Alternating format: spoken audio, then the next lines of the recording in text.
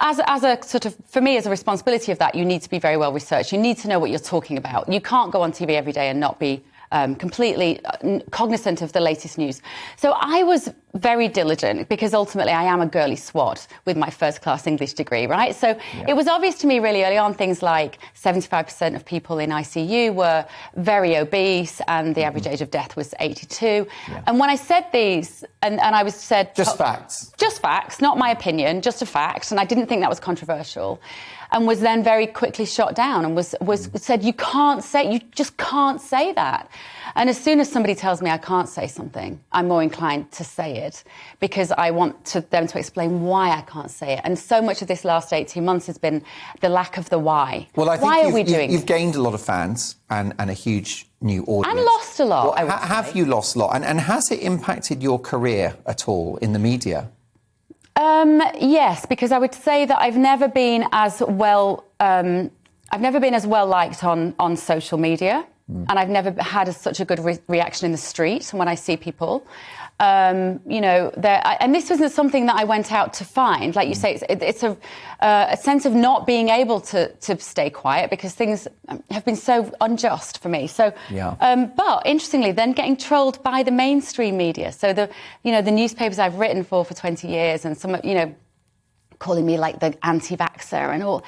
And reading You're those, not an anti-vaxxer. Well, what does that even mean anymore? They've changed the definition. I assume that you just think that any vaccine should be personal choice. I didn't know what an anti-vaxxer was, and it's because my children had all had their vaccines and I'd had mine, and MMR, you go, shall I? Well, I think didn't they change the dictionary definition to say that an anti-vaxxer is someone that also opposes vaccine mandates? That's not an anti-vaxxer. No, it isn't. And what's been quite interesting for me is realising that there are people who have children at my school who've come up to me and said, well, I didn't give my child MMR either. And I was like, but I did. That's not who I am. You're misreading me completely. I am absolutely about personal choice. And if you want to, as an informed adult, have the COVID medicine, it isn't a vaccine. I don't like the definition because it doesn't stop you catching it or passing it on. But if you want to have the treatment, you go for your life. I'm never going to judge you for doing that or not doing that. I don't judge you either way. But what I do not like is the mandates. I do not like telling care home workers.